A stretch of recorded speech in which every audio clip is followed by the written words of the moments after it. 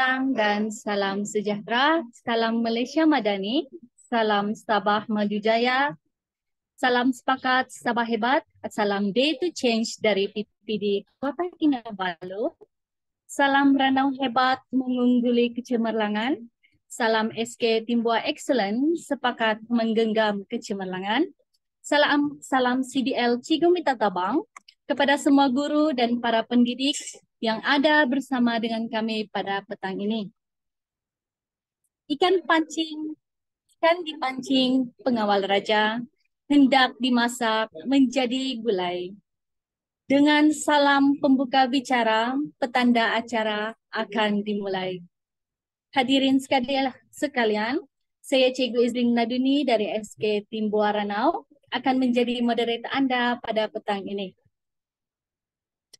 Seperti biasa, sesi resmi akan bermula tepat pada pukul 3 petang. Jadi kita akan ada satu sesi perkongsian pendek untuk menjadikan ruang menunggu kita lebih bermakna, dan perkongsian ini akan disampaikan oleh seorang individu yang cukup terkenal sebagai pemotivator dalam dunia pendidikan. Dan untuk pengetahuan semua, ramai pemimpin pendidikan di negara kita adalah hasil dari didikan beliau kerana beliau merupakan mantan pengarah IAB yang bersara pada tahun 2019 pada bulan Oktober dan merupakan mantan fellow penyelidik kanan School of Education University of Nottingham. Dan sekarang beliau bergiat aktif sebagai salah seorang daripada ahli dalam Majlis Penasihat Pendidikan Kebangsaan MPPK. Baiklah, tanpa membuang masa, saya persilakan Datuk Mahendra Singh untuk sesi snippets reflect on yang bertajuk apakah style kepimpinan anda. Dipersilakan Datuk. Okay, so selamat petang dan selamat sejahtera. Hopefully everyone is doing fine. Tajuk yang saya pilih hari ini adalah apakah style kepimpinan anda? Alangkah baiknya kalau kita menjadi pemimpin yang orang ikut secara sukarela. So sama-sama kita menerokai tajuk ini. Next slide please. So kita akan, kalau kita baca atau kita meneliti, ada banyak style leadership. Kalau kita kata kita ni transformational leader, maka kita adalah champion of leadership strategies. Apa strategi yang kita nak gunakan? Kalau kita yang banyak diharapkan di peringkat sekolah sebagai pemimpin pedagogi atau instructional leader, kita merupakan pemangkin untuk memimpin PDP di sekolah. Kalau kita nak berkongsi bagaimana kita nak memimpin sekolah, maka kita gunakan distributed leadership, shared governance. Kalau kita constructivist leadership ni, bagaimana kita nak bina satu budaya yang boleh berkekalan.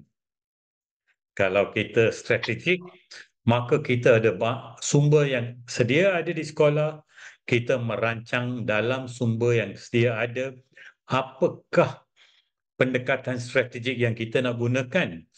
Kerana kalau kita gagal merancang, maka kita merancang untuk gagal. Those who fail to plan, plan to fail. So, rancangan itu adalah sangat penting. Dan untuk merancang, kita perlukan masa. Kita perlu ada dalam organisasi, kita perlu bersama dengan anak buah kita.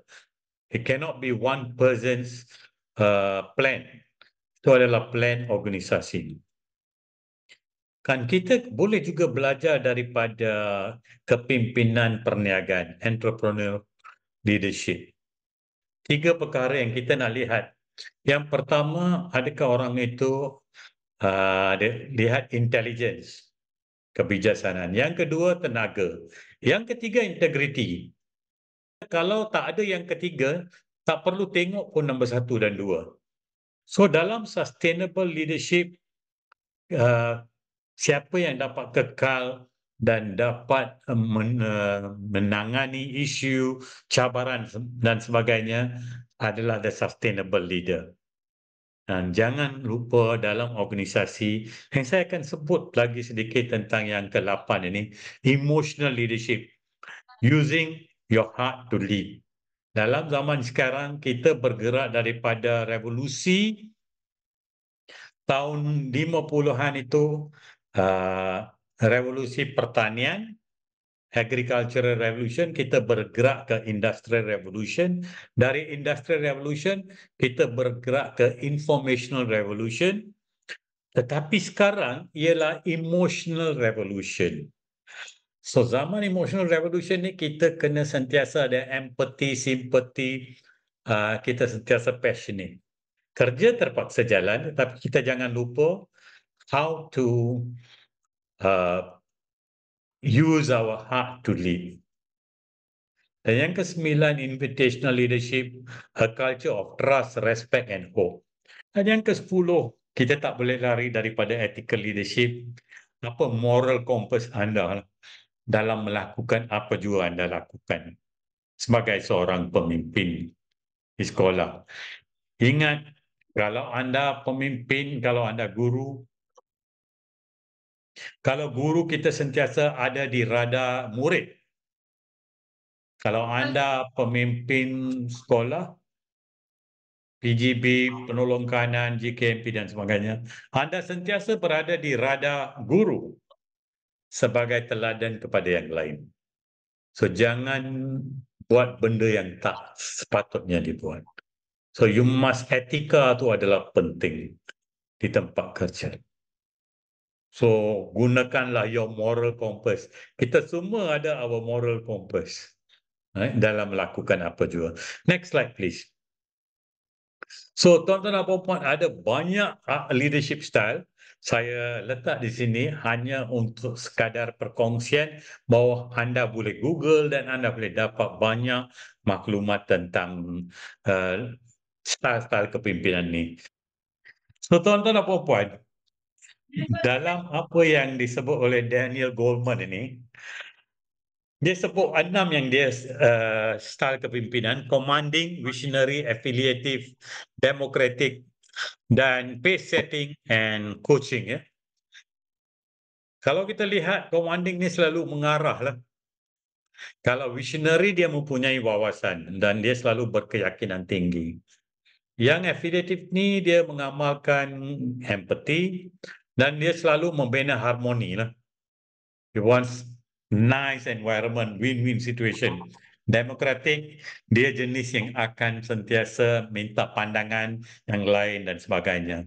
Pace setter ni, dia menetapkan standard prestasi. Kadang-kadang impak negatif sebab dia boleh mengutuk anak buah kalau tak sampai ke tahap yang dia harapkan, yang pace setter ni. Dia kadang-kadang mungkin terbawa bahawa semua orang kena seperti beliau. Tapi yang coaching ini adalah orang yang lembut, yang nak bawa lebih ramai naik kereta api bersama dengan dia. Dan dia nak bina kemahiran dalam kalangan anak buah dia.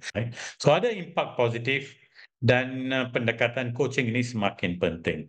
Tapi saya nak bacakan sepintas lalu apakah tagline setiap style kepimpinan ni. Kalau mengarah ni, do what I tell you. Tetapi pada zaman sekarang, bila cikgu kita datang daripada generasi millennial dan juga Z generation, mereka mungkin tak selesa dengan do what I tell you. Mereka ada banyak soalan. Kalau visionary leader, bagaimana anda nak meyakinkan yang lain?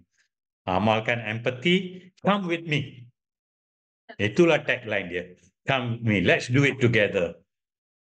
Yang affiliative leader ni, his people come first. Sentiasa fikirkan tentang anak buah.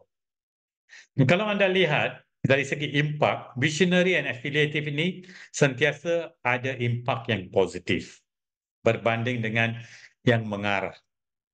Kalau democratic, what do you think? Sentiasa minta pandangan. Walaupun akhirnya buat satu keputusan yang mengambil kira pandangan seberapa ramai yang boleh. Juga membawa impak yang positif.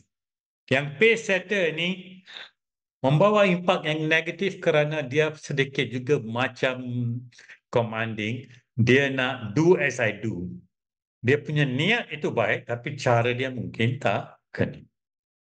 Dan yang kejurulatihan ni, let's try this. So, I will be with you. Kita mengamalkan empathy. Kalau orang tak boleh buat, kita bimbing dia. So, ia membawa impak yang positif, yang kejurulatihan ni.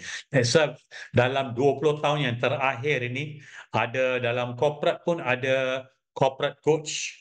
Ya, muncul pula. Dulu kita dengar mentoring. Dalam 20 tahun yang terakhir, kita dengar tentang coaching. Kerana individu boleh dilatih, boleh dibimbing untuk mencapai satu matlamat. Dan yang penting ialah kalau kita lihat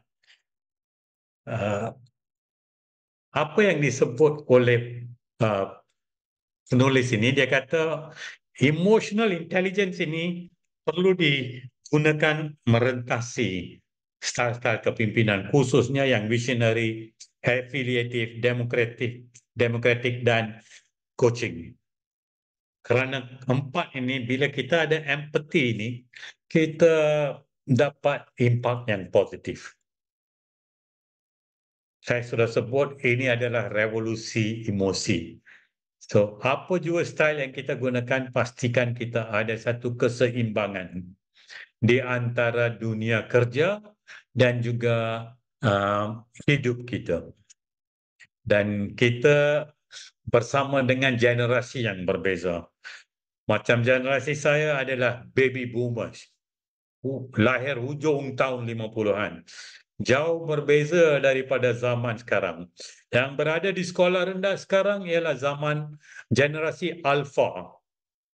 Tahun 2025 kita akan dapat generasi beta. Kita tak tahu apakah DNA mereka. Yang alpha ni sekarang mereka suka something yang practical, yang berkait dengan apa yang mereka lihat dalam internet. They are always looking for surprises. Mereka lari daripada konvensional dan banyak why. So kalau pendidikan kita tak menjawab mereka, why mereka, mungkin dia malas nak pergi sekolah pun. This is the alpha generation. Mereka suka sangat sesuatu, itu yang dia nak buat. Nah, bagaimana kita nak bagi dia ruang dan peluang? Kalau mereka ke sekolah untuk perkembangan bakat dan sebagainya. So, tuan-tuan dan puan-puan, kita masuk ke slide yang terakhir.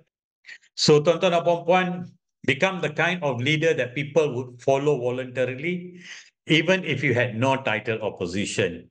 I always believe we work hard in silence. Biarlah kita bekerja keras dalam kesenyapan kita dan kejayaan kita menjadi bunyi atau menjadi perkara yang diwar-warkan. So work hard in silence. Let your success be your noise. So do something, whatever you're doing in school, tak apalah, tak payah war-warkanlah. Buat je. Cikgu ni selalunya buat kerja. Orang di luar aja kadang-kadang fikir cikgu tak buat kerja. Cikgu buat kerja, ramainya buat kerja. Kerana kita ada etika. Masuk ke kelas, kita mesti mengajar. Kita buat yang terbaik. Tuan-tuan dan puan-puan, ilmu kita boleh dapat daripada pelbagai sumber. Daripada kita sembang profesional, kita masuk CDL hari ini untuk dapat ilmu. Dan jangan lupa, if a child can't learn the way we teach, maybe we should teach the way they learn. So itu saja daripada saya. Sekian, terima kasih. Terima kasih Dato' atas sesi snippet tadi. Yang sungguh bermakna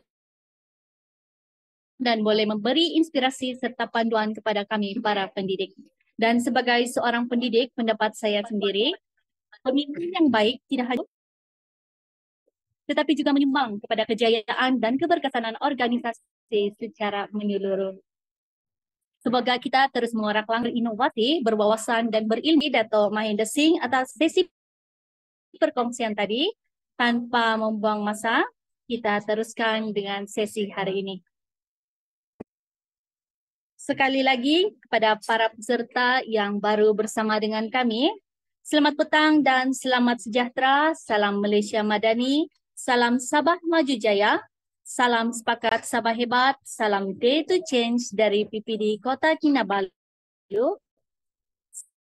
salam Ranau hebat mengungguli kecemerlangan, salam SK Timbua Excellent, sepakat menggenggam kecemerlangan yang berbahagia, Datuk Dr. Amin Senin, pengasas CDL, penceramah jemputan mingguan kita, Datuk Mahendra Singh, penceramah CDL Siri ke-85,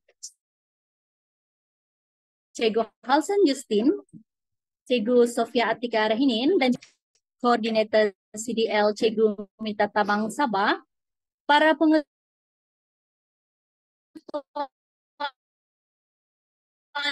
dan guru besar, para pendidik dan guru-guru di seluruh Sabah khasnya, di seluruh pelosok Malaysia.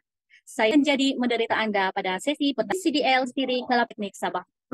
Dan ini adalah satu sesi perkongsian ilmu yang dijalankan secara bersiri menerusi siri hands-on online session.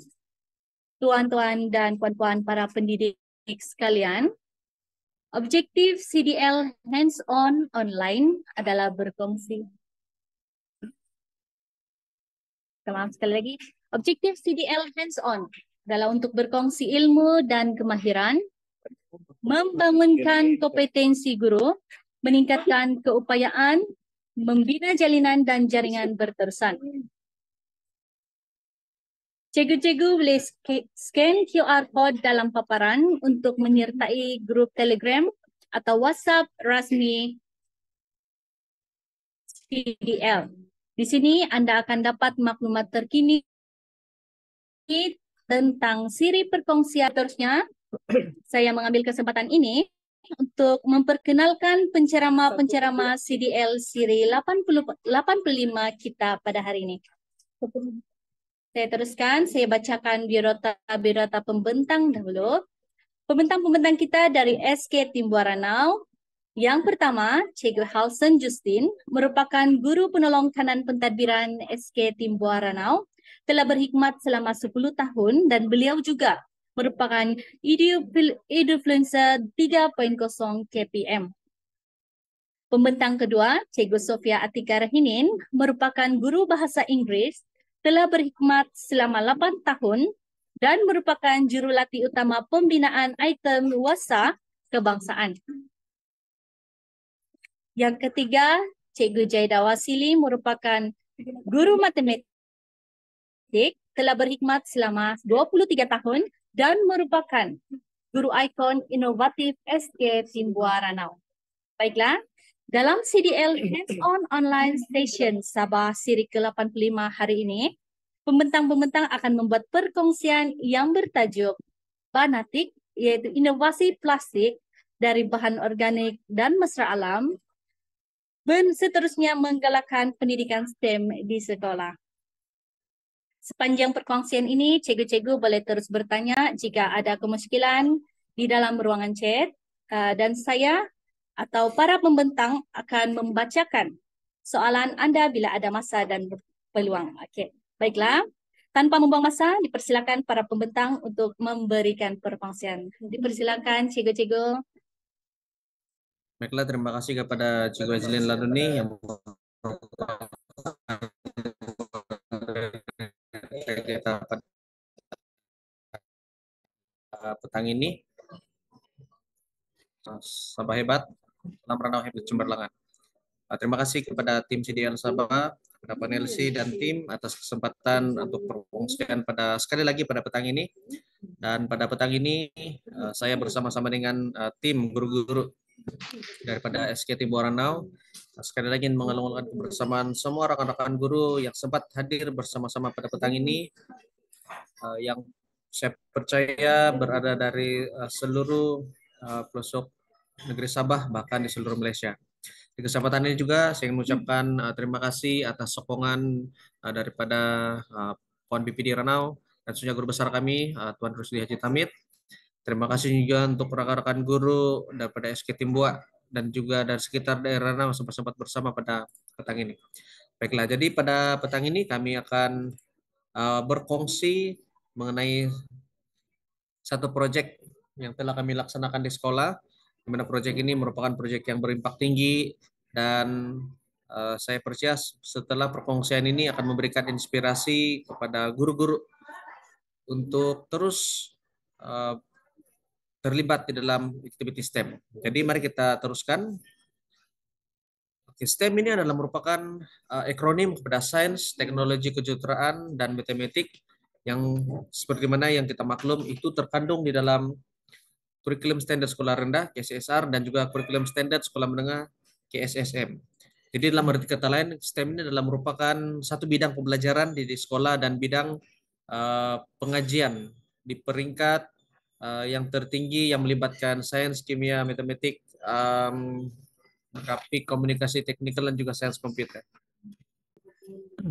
Baiklah, jadi pendidikan bidang ini adalah merupakan satu pembelajaran bersepadu, di mana disiplin sains, teknologi, dan kejuruteraan dan matematik dapat mengaplikasikan, di mana harapan kita murid-murid dapat mengaplikasikan dalam konteks dunia sebenar dengan menghubungkan institusi pendidikan, community, dan juga industri untuk melahirkan bakat dan masyarakat ke arah memacu pembangunan ekonomi negara. Kalau kita perhatikan di dalam slide ini, ini merupakan konsep pendidikan STEM, di mana STEM ditambah dengan seni dan juga literasi bacaan. Nah, seringkali kita mendengar pendekatan STEM, namun pada akhir-akhir ini ada satu nilai yang telah ditambah dalam STEM, yaitu art ataupun seni. Jadi ini adalah merupakan satu, kita ingin memupuk nilai kemanusiaan di dalam STEM, di mana kita tidak mau murid kita menjadi seperti robot saja, tetapi ada nilai kemanusiaan di mana kita akan dapat menerapkan nilai-nilai seperti artistik, nilai-nilai moral kepada murid kita. Dan ini juga akan mendorong murid-murid kita agar berpikiran lebih kreatif dan inovatif dengan menggabungkan nilai-nilai seni di dalam pendidikan.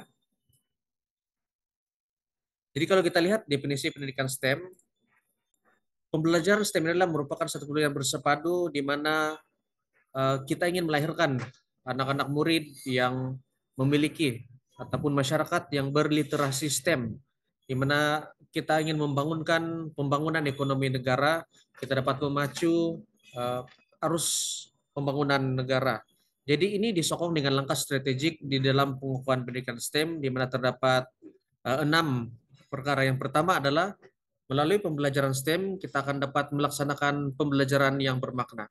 Di dalam TS25, pembelajaran yang bermakna ini amat ditekankan. Yang kedua, kita juga ingin membuat pengupayaan kompetensi bagi EKP, guru akademik, dan juga pemimpin sekolah. Seterusnya, kita juga ingin membudayakan pentaksiran di dalam pembelajaran STEM yang bersifat inovatif dan secara holistik, di mana kita akan melihat secara keseluruhan bagaimana pencapaian STEM ini di sekolah. Seterusnya, kita juga ingin memperkasakan aktiviti co-curriculum dalam bidang STEM, di mana proyek Benatik ini adalah merupakan satu proyek yang memperkasakan bidang STEM dalam aktiviti co-curriculum. Seterusnya, kita juga ingin menyediakan ruang pembelajaran yang inklusif kepada murid-murid. Dan yang terakhir, kita ingin mengukuhkan kerjasama strategik bagi melestarikan ekosistem STEM. Nah, di dalam screen ini merupakan konsep pendidikan STEM seperti mana yang telah saya jelaskan sebentar tadi. Dan berikut adalah merupakan keperluan pendidikan STEM. Kalau kita perhatikan, STEM adalah merupakan jawaban kepada masa hadapan, di mana kita akan menggerakkan ekonomi baru, dapat menghasilkan penciptaan, penginovasi, dan penyelesaian masalah. Ekonomi pada masa hadapan berasaskan inovasi memerlukan bakat STEM yang menjadi saintis, penginovasi, dan pencipta bagi berbagai produk di dalam pencipta pada masa hadapan. Kalau kita perhatikan, ada beberapa berikut merupakan ada 6 perkara yang memerlukan keperluan pendidikan STEM, di mana yang pertama kita akan melihat kepada landscape ekonomi dunia, di mana inovasi dan pemusatan pengetahuan berteraskan internet mudah alih atau mobile internet itu telah mengubah landscape sosio-ekonomi global. Seterusnya, revolusi perindustrian IR 4.0, di mana ini adalah merupakan kecerdasan buatan bergabung bersama dengan revolusi maklumat. Jadi seterusnya adalah Internet of Things, IoT, di mana ini merupakan jaringan peralatan seperti kendaraan, peralatan rumah, dan peralatan untuk diri sendiri yang mempunyai elektronik, perisian, dan juga sensor yang boleh menghubungkan murid dan juga bahan ini agar kita dapat berinteraksi dan saling bertukar data. Di dalam slide seterusnya, kalau kita lihat landscape pekerjaan menjelang tahun 2022 sehingga ke depan ini, kalau kita perhatikan ada 133 juta peluang pekerjaan di mana yang mula menyerlah atau kita dapat melihat peluang-peluang pekerjaan 10 tahun yang lepas ini tidak kelihatan. Namun bermula pada tahun 2022 sehingga pada tahun seterusnya ada 10 pekerjaan yang semakin menyerlah, dan ini akan menjadi pekerjaan yang terpenting bagi anak-anak murid kita pada masa hadapan. Di mana salah satu yang saya dapat sebutkan adalah bagaimana murid kita menjadi seorang penganalisis data, bagaimana mereka menjadi pengoperasi, pengurusan, perisian, dan juga aplikasi, pembinaan aplikasi dan sebagainya. Baiklah. Seterusnya, bagi pendidikan STEM, ke arah pemberian amalan STEM, kita ingin meningkatkan minat murid dalam bidang STEM adalah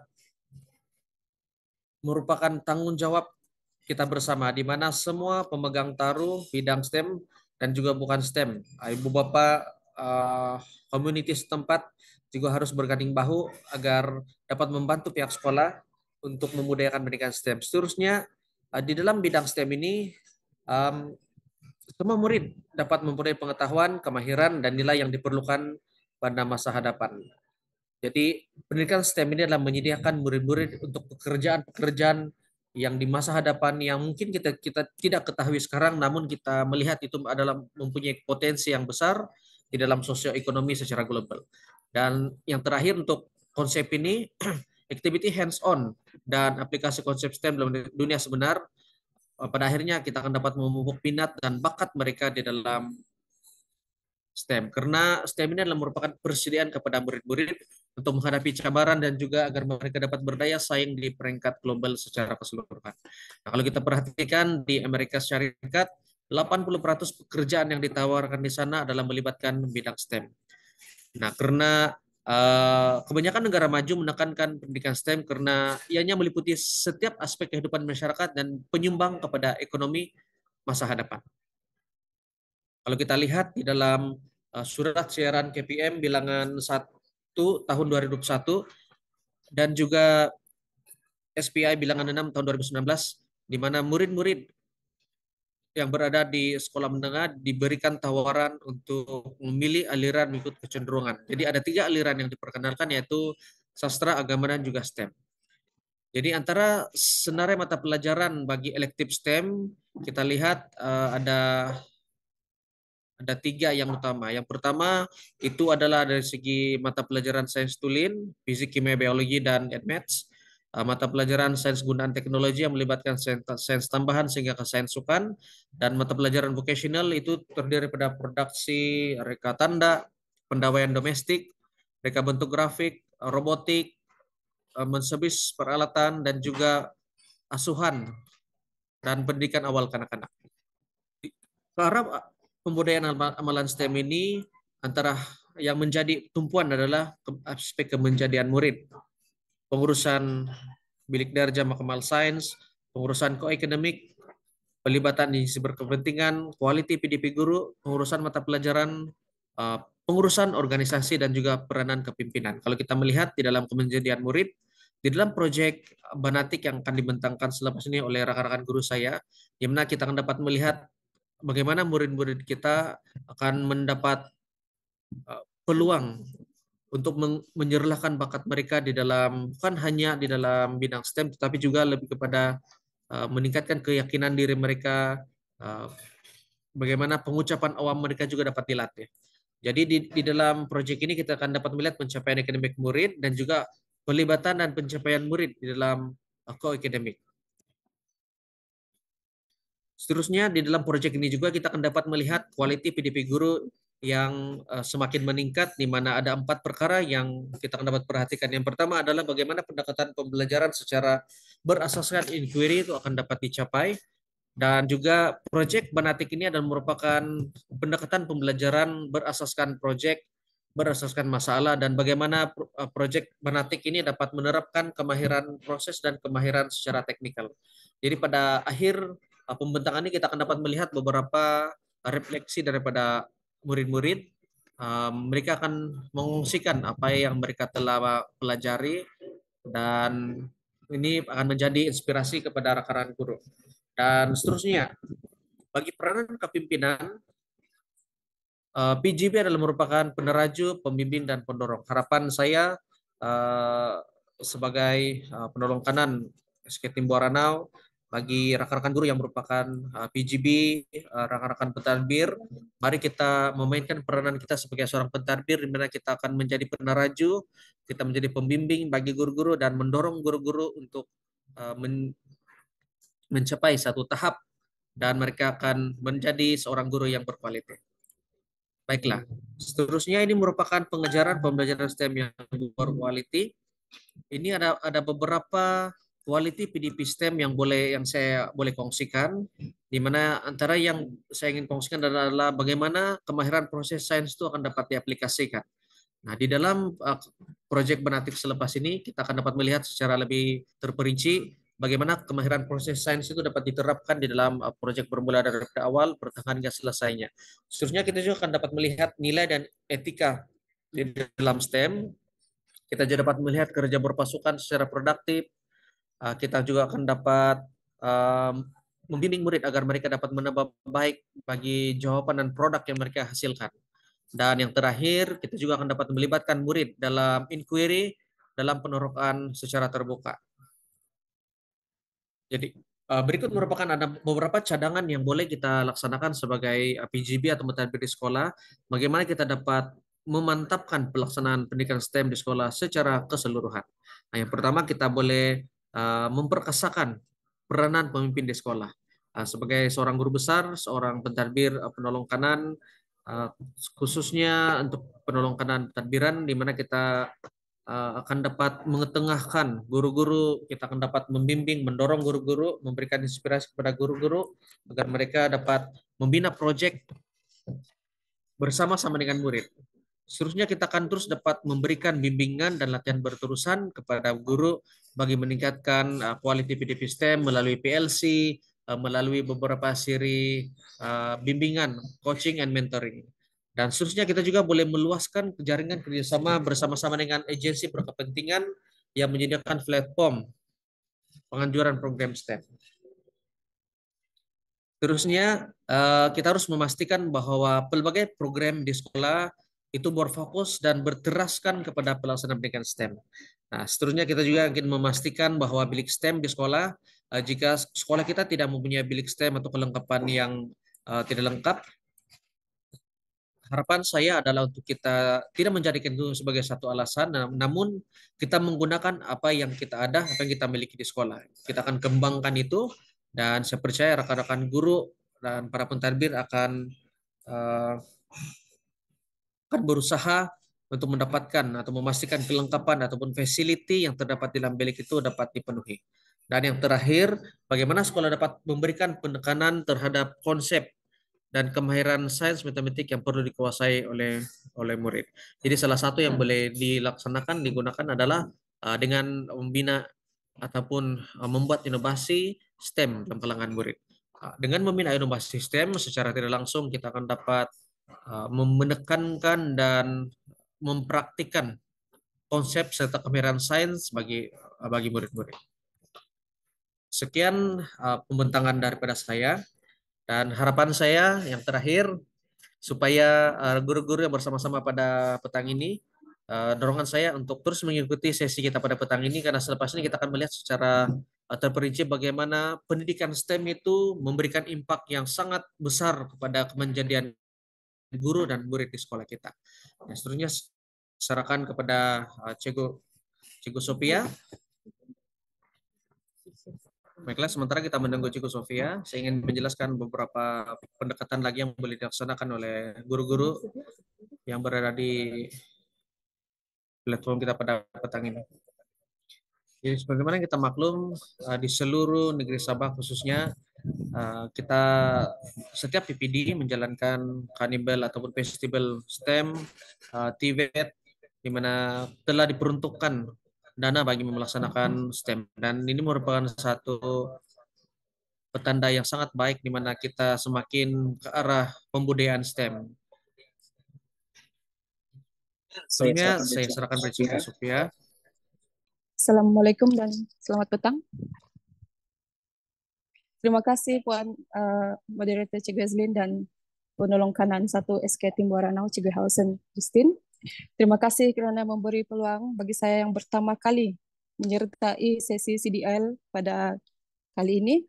Baiklah, sebelum kita teruskan kepada intipati banatik, saya ingin menjemput para peserta untuk menjawab soalan ini dengan mengimbas QR Code. Peserta hanya memilih jawapan ya atau tidak sahaja. Dipersilakan. Okey, soalan 1. Adakah anda tahu mengenai plastik biodegradasi? Ya atau tidak? Kita tengok jawapan.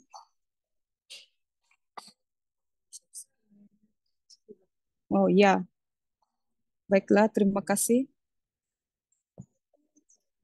Biodegradasi ini adalah satu term yang digunakan untuk plastik yang mudah urai. Maksudnya kalau kita letak di atas tanah pun atau dalam air, plastik itu akan sendiri hancur lah. Itu maksud biodegradasi. Baiklah, soalan kedua. Adakah anda bersetuju bahawa plastik sekali guna membahayakan alam sekitar? Ya atau tidak?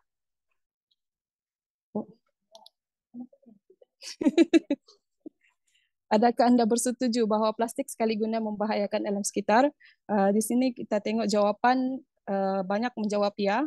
Banyak yang bersetuju bahawa plastik sekali guna membahayakan alam sekitar dan ada juga yang berpendapat bahawa plastik sekali guna tidak membahayakan alam sekitar. Seterusnya, soalan ketiga. Adakah anda bersetuju sekiranya penggunaan plastik sekali guna perlu dihentikan? Ya atau tidak? Terima kasih atas respon itu. Dan soalan terakhir, pada pendapat anda, adakah kita mampu mencari alternatif yang sesuai untuk menggantikan plastik sekali guna? Wah, laju. Okey, terima kasih di atas respon itu. Jadi kita teruskan. Kita teruskan dengan sesi yang seterusnya. Kita mulakan dengan memaparkan kejayaan dan pencapaian yang telah dicapai oleh kumpulan banatik lah. Okay, baiklah. Untuk pengetahuan semua, kumpulan banatik telah menyertai beberapa pertandingan inovasi dalam pelbagai peringkat. Banatik telah memperolehi pingat perak semasa pertandingan inovasi International Innovation and Design Competition secara atas talian pada bulan Januari tahun ini. Selepas itu banatik juga telah memasuki peringkat akhir Karnival STEM dan TVET Negeri Sabah di ITCC Penampang dan memperolehi naib johan bagi kategori inovasi sekolah rendah.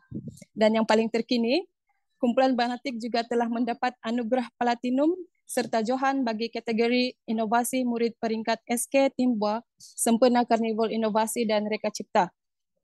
Seluruh warga SK Timbua berbangga dengan pencapaian ini dan tahniah buat semua murid, ibu bapa dan guru-guru yang terlibat. InsyaAllah kumpulan banatik ini akan menyertai beberapa lagi pertandingan inovasi yang akan datang yang dianjurkan di negeri Sabah dan juga mudah-mudahan di luar negeri lah kalau ada rezeki. Baiklah, kita teruskan pula dengan pengenalan nama dan asal-usul banatik. Banatik adalah singkatan daripada perkataan bahasa Inggris yaitu banana, pisang, tea, tapioka, yaitu ubi kayu, dan tik, yaitu plastik. Kami memilih pisang dan ubi kayu untuk menggantikan plastik konvensional kerana ia adalah bahan organik yang mudah diperolehi di kawasan kampung Timbuaranau.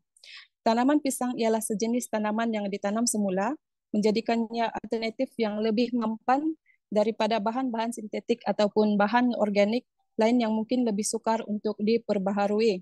Penggunaan pisang dalam plastik ubi kayu juga boleh meningkatkan kelenturan dan keanjalan plastik, membuatnya lebih fleksibel dan mudah untuk dibentuk. Sebagai bahan organik, ia juga boleh memberikan sifat biodegradasi ataupun mudah urai. Serat pisang juga boleh digunakan untuk memberikan tekstur atau corak yang unik kepada plastik ubi kayu, menjadikannya lebih menarik dari segi visual dan juga estetika.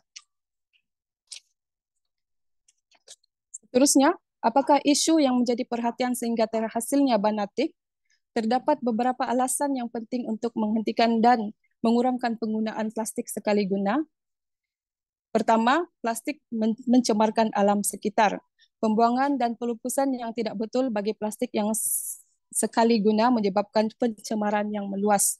Plastik yang tidak dilupuskan dengan betul boleh mengambil masa beratus-ratus tahun untuk terurai. Dan juga sisa plastik yang dibuang di merata tempat termasuklah di lautan mendatangkan bahaya kepada haiwan. Plastik yang dibuang ke laut boleh menyebabkan kematian hidupan laut yang memakan plastik tersebut atau haiwan yang terperangkap di dalamnya. Penyu laut, burung laut, ikan, dan mamalia laut sering menjadi mangsa. Seterusnya, penggunaan plastik sekali pakai menyebabkan pembaziran sumber asli. Ini kerana penghasilan plastik ini memerlukan sumber asli seperti minyak dan gas asli. Penggunaan plastik sekali pakai meningkatkan permintaan terhadap sumber-sumber ini, dan pembuangan plastik sekali pakai selepas satu penggunaan sahaja merupakan pembaziran sumber yang berharga.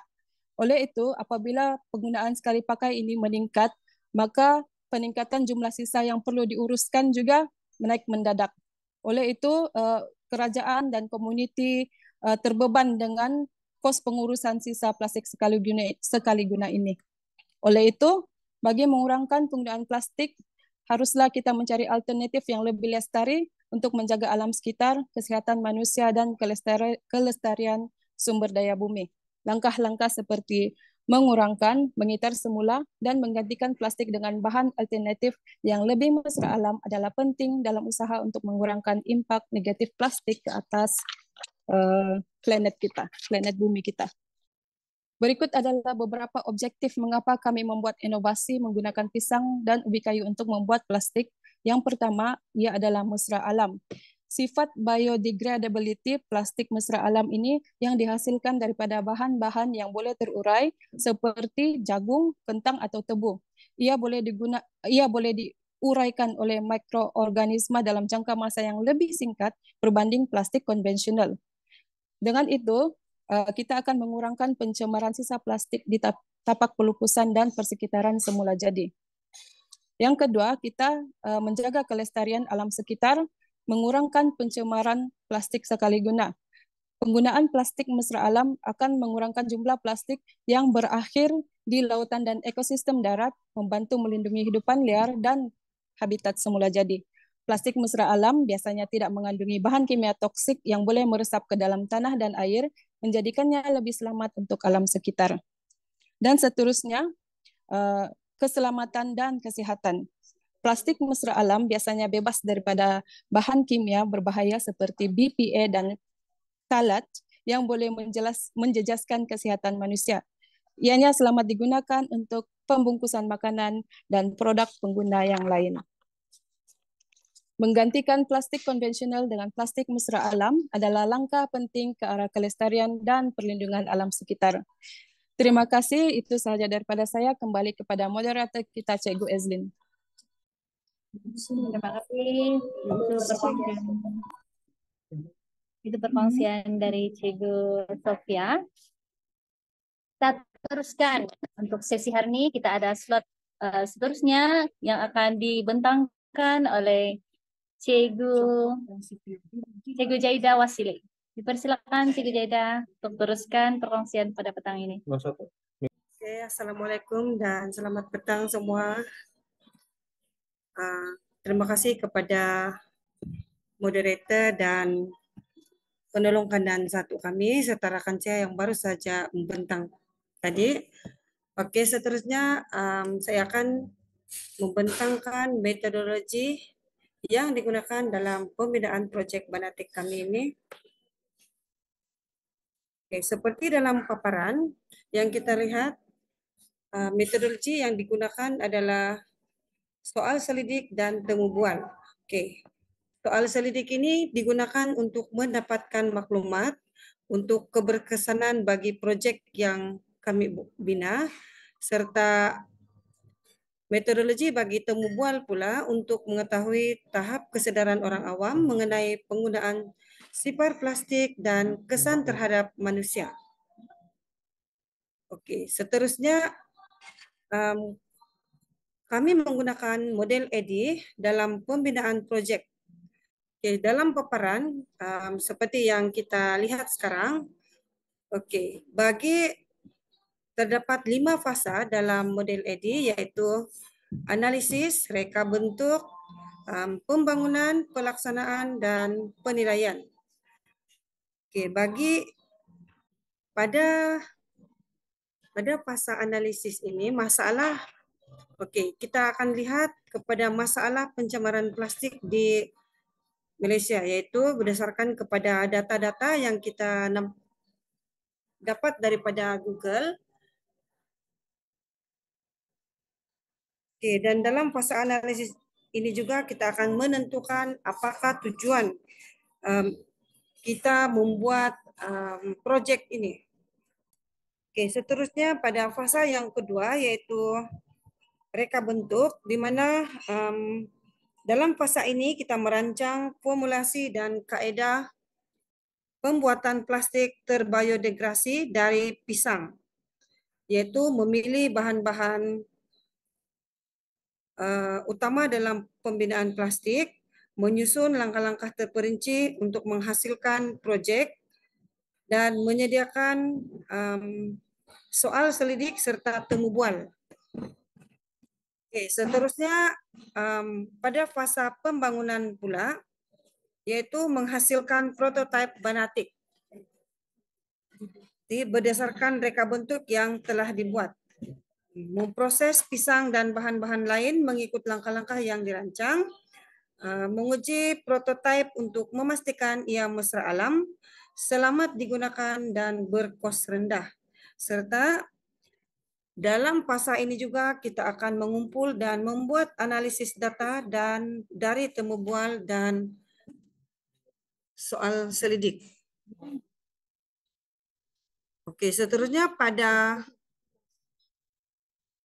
fasa yang keempat yaitu pelaksanaan.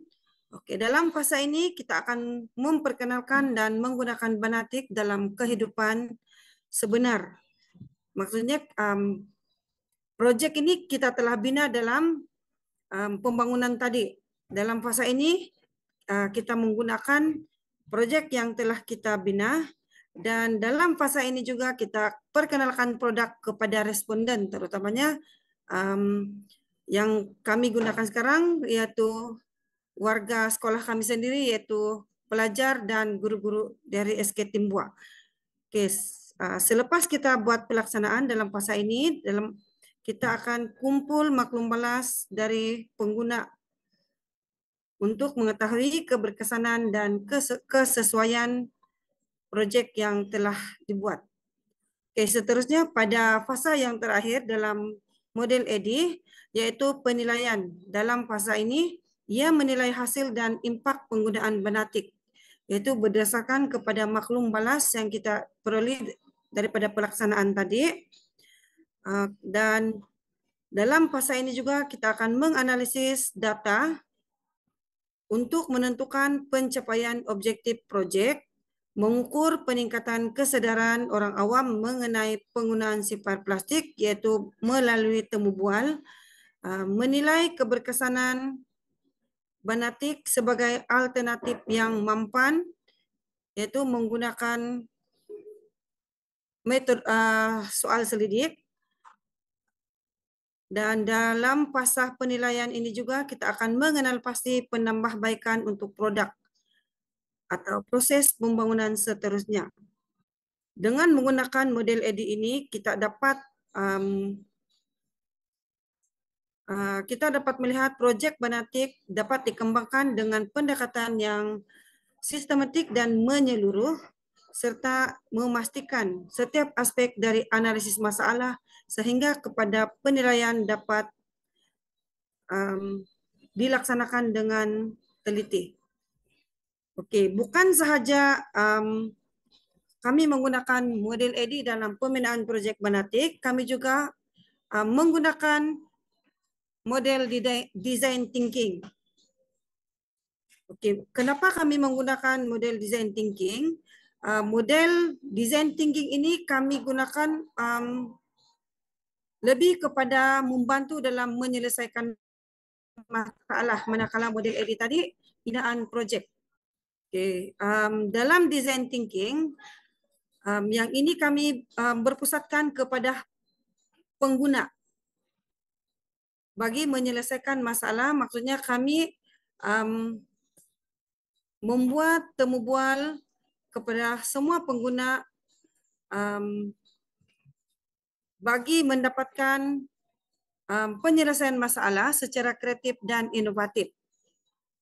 Okey, dalam projek Banatik, setiap fasa dalam model design thinking ini dia dapat membantu memastikan produk yang dihasilkan adalah relevan, mesra pengguna dan memenuhi keperluan alam sekitar. Okey, seperti yang kita lihat dalam paparan, yang ini terdapat 5 fasa sama seperti dengan model EDI. Dalam model design thinking, pada fasa pertama iaitu empati, aktiviti yang kami gunakan iaitu membuat temu bual, membuat tinjauan terhadap pengguna iaitu kepada murid, guru dan komuniti sekolah. Kami tujuan aktiviti ini dibuat adalah untuk memahami bagaimana masalah pencemaran plastik mempengaruhi kehidupan mereka. Okey, dalam selain itu tujuan ini untuk mengumpul maklumat mengenai kebiasaan penggunaan plastik, kesedaran mereka tentang kesan negatif plastik dan keinginan mereka untuk mencari alternatif. Okey, seperti kami membuat temu bual dengan membuat lawatan ke kawasan sekolah. Selain daripada membuat temu bual, kami juga membuat lawatan di kawasan sekolah, melihat berapakah jumlah sampah setiap hari dihasilkan di kawasan sekolah. Okey, daripada fasa empati ini juga kami mendapat hasil, iaitu pandangan dan keperluan pengguna yang membantu untuk menyelesaikan masalah dengan lebih sesuai. Okey, seterusnya pada fasa yang kedua, iaitu penentuan masalah. Dalam fasa ini, aktiviti yang kami jalankan iaitu membuat rumusan masalah utama berdasarkan kepada maklumat yang dikumpul dalam fasa yang pertama tadi iaitu dalam fasa empati. Ini bertujuan untuk menjelaskan masalah yang kami beri tumpuan kepada isu pencemaran plastik dan keperluan untuk alternatif yang mesra alam dan selamat. Okay, hasil daripada fasa yang kedua ini iaitu penyataan masalah, kita dapat secara spesifik seperti bagaimana kita boleh mengurangkan pencemaran plastik di sekolah-sekolah dengan menggunakan bahan yang terbiodegradasi dan selamat. Setelah kita menyiapkan fasa yang kedua, seterusnya kita pergi kepada fasa yang ketiga dalam design thinking, yaitu idea. Aktiviti yang kita jalankan dalam fasa ini yaitu menjalankan sesi brainstorming untuk menjana pelbagai idea penyelesaian. Aktiviti ini bertujuan untuk mengeksplorasi pelbagai kemungkinan dan tidak terhad kepada satu penyelesaian sahaja. Ia melibatkan semua pihak berkepentingan dalam proses ini. Sebagai contoh, brainstorming ini kami buat bersama pelajar, bersama guru-guru dan bersama dengan beberapa komuniti luar, yaitu kami ambil daripada bahagian kesihatan, yaitu klinik kesihatan yang berdekatan dengan sekolah. Hasil daripada fasa idea ini, pelbagai konsep yang kami dapat tentang plastik terbiodegrasi yang mungkin dan termasuk penggunaan bahan mentah seperti pisang dan ubi kayu. Seterusnya fasa yang keempat yaitu prototype, yaitu membuat prototipe awal banatik berdasarkan kepada idea yang dipilih. Yang ini berkait rapat dengan model edit tadi. Boleh digabungkan bersama dalam pembinaan. Aktiviti dalam fasa ini yaitu membangunkan model atau sampel yang boleh diuji untuk melihat bagaimana ia berfungsi dan praktik. Sebagai contoh, dalam prototipe ini kami menggabungkan, mencampurkan isi pisang dengan tepung ubi kayu serta cuka dan gliserin. Mengikut langkah-langkah yang telah kami tetapkan pada model edit tadi.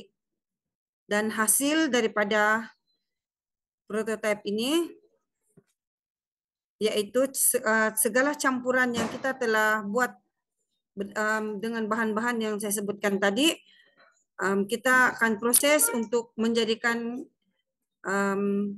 ya seperti plastik. Plastik di sini dia bukan merujuk kepada bakul plastik. Plastik dia merujuk kepada semua bahan yang kita guna yang berasal daripada plastik seperti gelas polistiren, tapau polistiren. Jadi maksudnya dia bukan tertumpu kepada plastik. Seterusnya kita pergi kepada fasa yang terakhir yaitu ujian. Pada fasa ini aktiviti yang dilaksanakan oleh kumpulan kami yaitu membuat ujian prototipe banatik dengan pengguna sasaran seperti pelajar dan guru. Tujuan kami membuat ini untuk mendapatkan maklum balas tentang keberkesanan, kemudahan penggunaan dan penerimaan produk. Hasil daripada ujian ini kami perolehi data dan maklum balas bagi melihat adakah projek yang kami bina ini sesuai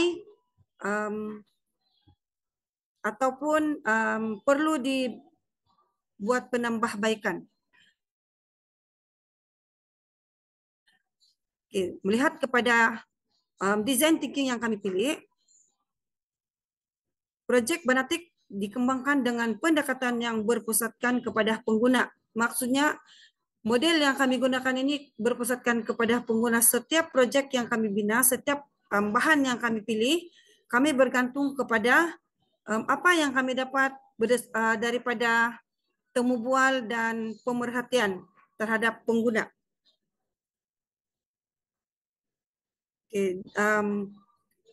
Daripada itu, kita dapat hasilkan dan laksanakan dengan teliti serta relevan kepada keperluan pengguna. Oke, seterusnya kita pergi kepada operasi projek. Itu di sini ada 8 operasi yang kita buat, yaitu pertama pengumpulan bahan, yaitu bahan-bahan yang digunakan dalam pembinaan banatik seperti dalam paparan, yaitu pisang, tepung, ubi kayu, cuka, gliserin, dan air. Yang kedua, penyediaan bahan, yaitu pada operasi langkah yang kedua ini, pisang yang kita gunakan itu dicampurkan dengan tepung, ubi kayu, cuka, gliserin, dan air, ataupun dicampurkan menjadi satu adunan. Yang ketiga pula pembuatan prototipe, yaitu proses untuk adunan membuat. Maksudnya adunan tadi kita akan panaskan ke dalam api yang sederhana, dan setelah dipanaskan sehingga likat, adunan tadi kita tuangkan ke dalam acuan. Oke, maksudnya acuan ini bila kita mau kita ingin buat banatik ini dalam bentuk gelas, maksudnya kita tuangkan adunan tadi dalam bentuk gelas lah, acuan. Oke, setelah itu kita keringkan di bawah matahari selama 24 jam. Oke, yang keempat, pengujian prototipe, yaitu menguji ketahanan dan biodegradasi.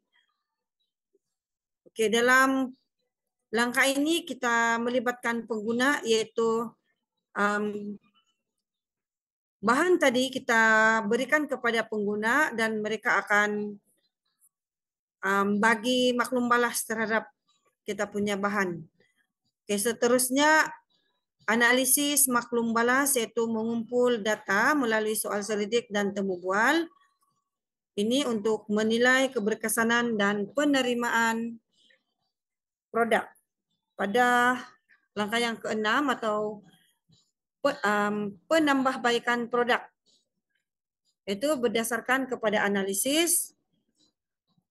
Tadi kita akan buat penambahbaikan produk yang kita buat.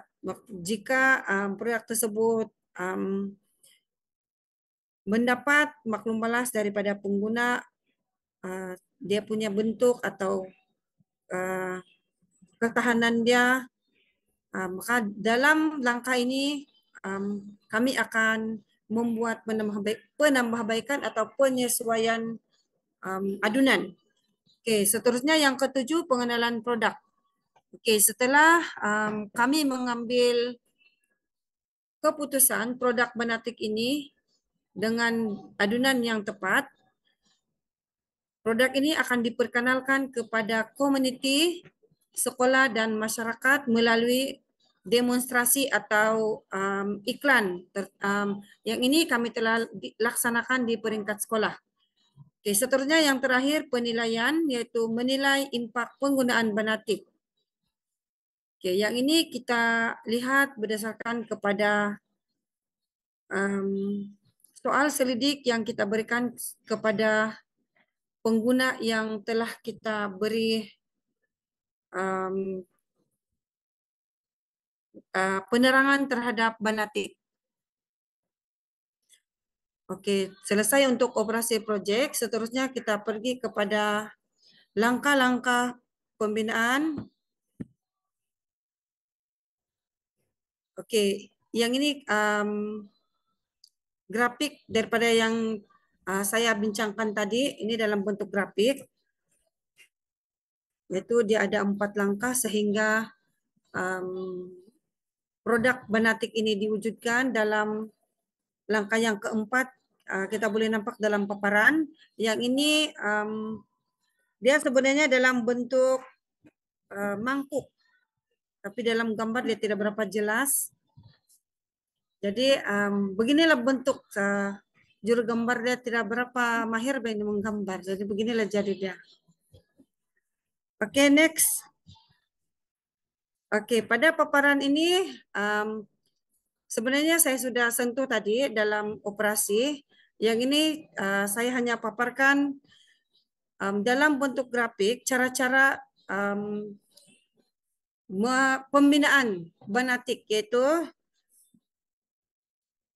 ini dengan adunan yang sudah lengkap, yaitu kisarkan 30 gram pisang dan 1 sudut tepung ubi kayu bersama dengan 300 ml air. Oke, di sini air paip sehingga hancur. Oke, selepas kita kisarkan, oke, panaskan campuran di dalam kuali di atas api perlahan dan kacau. Kita kacau sehingga dia menjadi likat. Setelah itu letakkan 7 sudu teh, 1 sudu teh cuka ke dalam campuran. Serta letakkan 1 sudu teh gliserin ke dalam campuran. Oke, setelah semua adunan tadi kita campurkan, adunan tersebut masih lagi dalam masih kita panaskan di dalam adunan tadi masih dalam kuali. Semua adunan tadi masih dalam kuali kita adunkan sehingga likat, baru kita keluarkan daripada kuali. Oke, dan kita tuangkan adunan tadi ke dalam acuan. Oke. Bentukan di permukaan rata dan jemur selama 24 jam. Oke, kalau permukaan rata maksudnya kita ambil yang permukaan rata lah, tapi kalau contohnya kita mau buat dia dalam bentuk straw, dalam bentuk gelas, dalam bentuk kontainer, jadi kita tuangkan adunan kita dalam bentuk itulah sehingga 24 jam. Jadi di sebelah ini contoh-contoh yang murid-murid kami telah hasilkan. Adalah yang ada yang tidak berapa jadi dia punya kontainer. Ini dalam fasa-fasa percobaan. Jadi kita boleh nampak yang ini ada straw, kontainer. Yang kontainer ini tidak berapa jadi. Yang bulat kecil yang ini gelas sebenarnya, tapi dia pandangan atas. yang di bawah sekali ini mangkuk. Ya, semua untuk makluman rekan-rekan sekarang, yang gambar ini diambil dari pandangan atas. Jadi macam kita tidak berapa nampak dia punya bentuk. Lupa pula kita ambil dari pandangan sisi ini. Ini semua dari pandangan atas saya. Ini yang paling atas gelas, pas itu yang panjang-panjang ini straw, pas ini kontainer, yang di paling bawah mangkuk. Oke, slide seterusnya. Oke, sekarang kita pergi kepada, kita sudah selesai daripada pengenalan apa itu banatik, isu banatik, kita pergi kepada kaedah. Oke, lepas itu pembinaan proyek, sekarang kita pergi kepada impak banatik. Dalam paparan ini kita ada 5 impak. Yaitu impak yang pertama pengurangan pencemaran plastik. Yaitu proyek ini, di mana proyek ini membantu mengurangkan penggunaan plastik konvensional yang sukar terurai dengan menyediakan alternatif biodegradasi yang lebih mesra alam. Impak yang kedua, keselamatan kesehatan, yaitu dia dapat mengurangkan risiko kesehatan yang berkaitan dengan bahan kimia toksik dalam plastik konvensional yang berbahaya bagi manusia dan haiwan. Dan impak yang ketiga, itu sokongan kepada inisiatif kerajaan, yaitu proyek ini menyokong inisiatif kerajaan untuk mengurangkan penggunaan plastik sekali pakai seperti melalui kempen tiada beg plastik. Oke, seterusnya impak yang keempat, kesadaran alam sekitar, di mana ia dapat meningkatkan kesadaran masyarakat tentang pentingnya menjaga alam sekitar dan mempromosikan penggunaan bahan yang lebih lestari. Serta impak yang terakhir yaitu penggunaan sumber alam yang optimum. Minta maaf, typo pula itu salah, terlebih taib. Okay. Impak yang kelima ini menggalakkan penggunaan sumber semula jadi seperti pisang dan ubi kayu yang kurang digunakan dalam menghasilkan produk yang bermanfaat dan mesra alam. Impak ini menunjukkan bagaimana Banatik dapat memainkan peranan penting dalam mengurangkan kesan negatif plastik terhadap alam sekitar dan kesehatan manusia. Oke, seterusnya kita pergi kepada keberkesanan Banatik. Oke, pada paparan ini terdapat 4 keberkesanan, yaitu yang pertama keupayaan terbiodegradasi, yaitu plastik Banatik direka untuk terurai secara semula jadi dalam jangka masa yang lebih singkat berbanding plastik konvensional. Plastik biodegradasi ini direka untuk mengurangkan kesan pencemaran dengan memecahkan diri kepada bahan-bahan yang boleh diterima oleh alam sekitar tanpa meninggalkan toksik. Oke, seterusnya keberkesanan yang kedua daripada produk Banatik yaitu mengurangkan penggunaan plastik konvensional. Keberkesanan proyek Banatik dapat diukur dari segi sejauh mana plastik ini menggantikan plastik konvensional dalam penggunaan harian. Ini termasuk penggunaan dalam beg pembungkusan, pembungkusan makanan, dan produk sekali guna. Oke, yang ketiga, penerimaan dalam kesadaran pengguna. Penerimaan dan kesadaran pengguna, yaitu keberkesanan proyek juga dinilai berdasarkan tahap penerimaan pengguna terhadap produk dan sejauh mana mereka memahami manfaatnya. Ini termasuk penglibatan dalam kempen kesadaran dan sokongan terhadap produk biodegradasi. Oke, seterusnya yang terakhir bagi keberkesanan produk Banatik yaitu keboleh pasaran dan kos. Oke, produk Banatik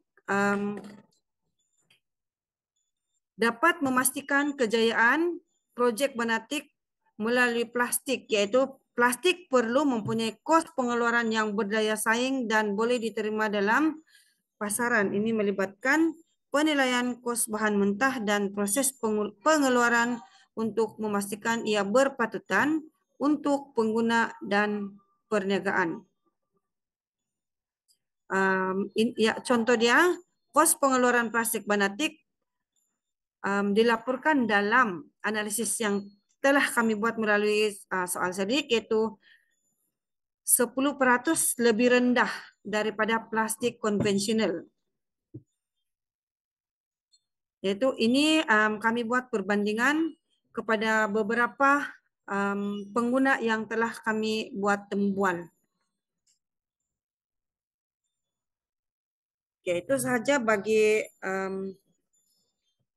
penerangan tentang keberkesanan proyek. Seterusnya kita lihat video daripada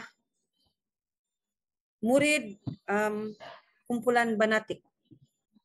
Oke, sementara kita menunggu bahagian teknikal untuk membuat paparan video refleksi daripada murid, yaitu ahli kumpulan Banatik. Rakan-rakan boleh bagi komen tentang perkongsian yang kami buat pada hari ini. Oke, kita lihat paparan video daripada murid-murid SK Timbua.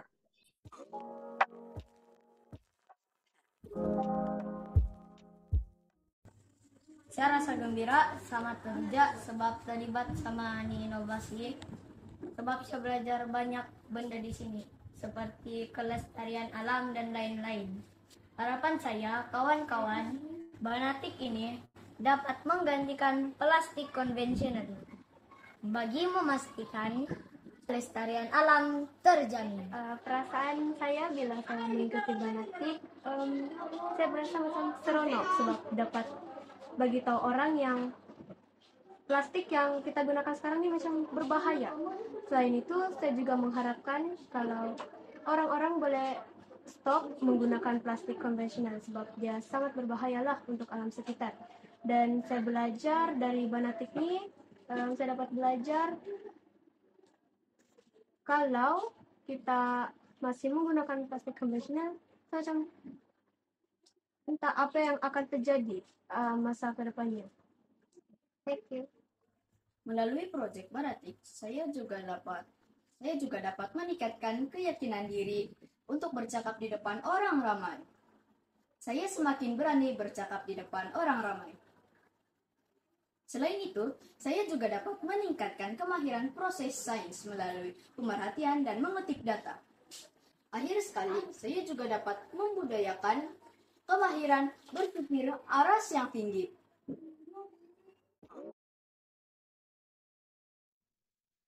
Baiklah, terima kasih perkongsian daripada guru-guru. Nah, seterusnya kita akan masuk ke dalam sesi kuis. Jadi guru-guru boleh scan QR code yang akan dikongsikan. Akan dikongsikan oleh Cikgu Sofia. Baiklah, Cikgu Sofia mungkin boleh pancarkan. Baiklah, rekan-rekan guru, kita boleh scan, kita boleh bermain bersama pada petang ini. Di mana di dalam kuis ini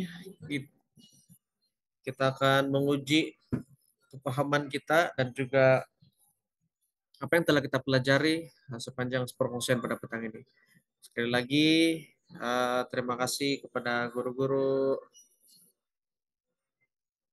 SK Timbua Ranau, Cikgu Jeda, Cikgu Sofia, dan juga moderator kita juga. Baiklah, kita akan bermula. Oke, boleh masukkan game ini.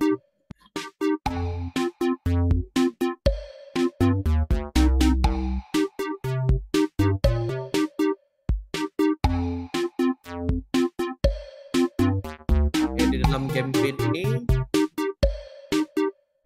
cikgu boleh scan QR code yang tertera dan masukkan game pin 24 348.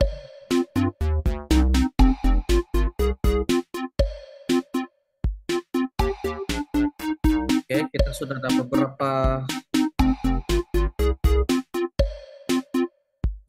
kontender yang akan bersama-sama menjawab soal petang ini.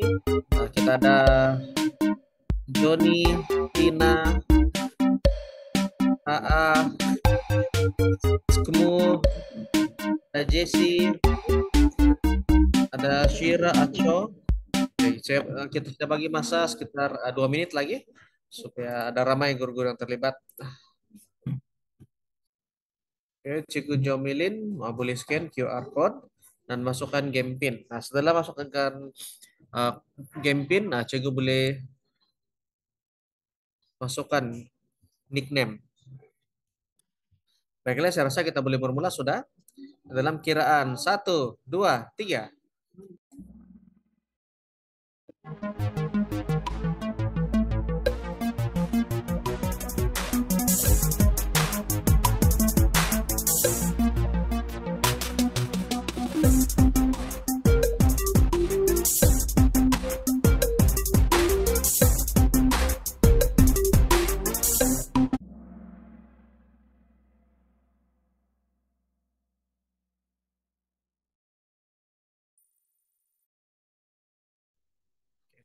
Cikgu Martina.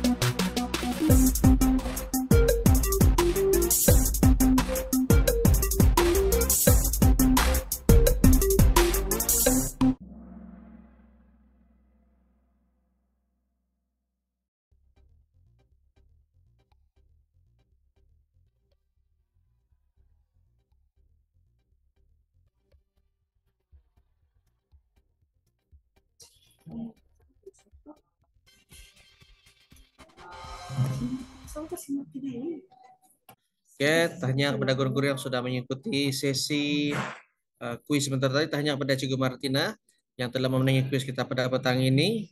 Berita untuk Cikgu Martina.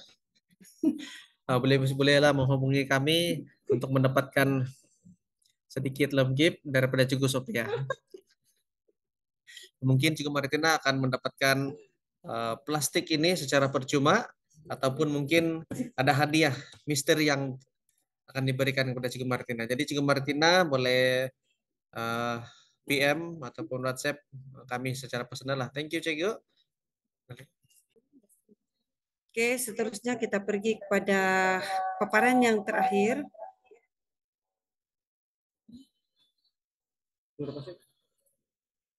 Yaitu rumusan. Oke. Pada paparan ini kita nampak beberapa rumusan daripada proyek Banatik,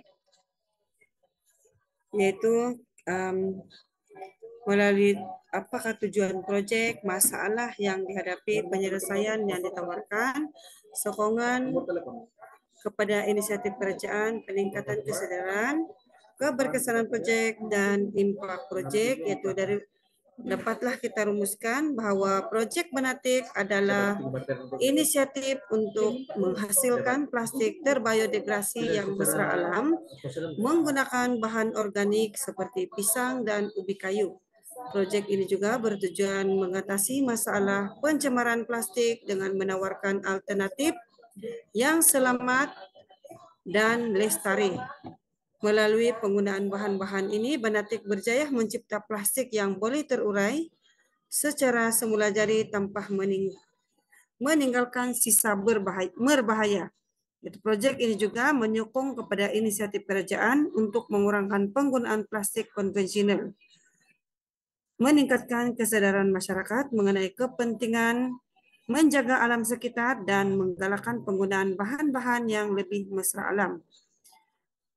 Keberkesanan Banatik juga terbukti melalui sokongan positif daripada pengguna dan pengurangan penggunaan plastik konvensional. Ini menjadikannya satu langkah penting ke arah kelestarian ekologi. Oke, sekian dari kami untuk perkongsian pada hari ini. Saya serahkan kembali kepada moderator kita, Cikgu Ezli. Demikianlah perkongsian yang sangat bermanfaat kepada kita semua. Ribuan terima kasih diucapkan kepada para pembentang, Cikgu Halsen, Cikgu Sophia dan Cikgu Jaida atas sesi hands-on yang sungguh bermakna sebentar tadi. Jadi kita sudah berada di hujung sesi, jadi mohon semua guru mengisi maklum balas dan kehadiran melalui link yang telah dikongsikan. Dan tuan-tuan dan puan-puan, kita akan adakan siri CDL ini pada setiap hari Kamis pada masa yang akan dimaklumkan. Oke, sebarang pemakluman akan dikongsikan melalui WhatsApp ataupun Telegram CDL. Jadi guru-guru rekan pendidik jangan lupa untuk sentiasa update dengan grup ataupun grup WhatsApp ataupun Telegram CDL untuk mengetahui lebih lanjut untuk sesi minggu hadapan. Kita sebelum kita bersurai seperti biasa, mari kita mengambil gambar untuk kenang-kenangan dan juga bukti kehadiran. Minta semua yang ada pada petang ini untuk buka kamera untuk kita ambil gambar sama-sama. Oke, cikgu-cikgu boleh bersedia. Pastikan semua kekal senyumnya. Oke, saya ambil gambar. Untuk sudut pertama dulu. 1, 2, 3. Sekali lagi. 1, 2, 3. Freestyle. 1, 2, 3. Oke, batch seterusnya. Oke, 1, 2, 3. Oke, semua sudah. Terima kasih cikgu-cikgu. Terima kasih. Terima kasih Hazwani. Jadi sebelum bersurai, saya ada sekerat pantun untuk semua. Serangkap pantun, minta maaf. Tuan Putri pergi ke Rasa, pulang semula sebelah pagi. Kita bertemu, akhirnya berpisah. Diizin Tuhan berjumpa lagi. Jadi terima kasih semua. Kita jumpa lagi di sesi CDL akan datang. Dan semoga apa yang kita dapat hari ini akan menjadi sesuatu yang baru ataupun ilmu yang memberi manfaat kepada kita semua. Jadi itu saja, jumpa lagi di minggu depan. Bye-bye semua.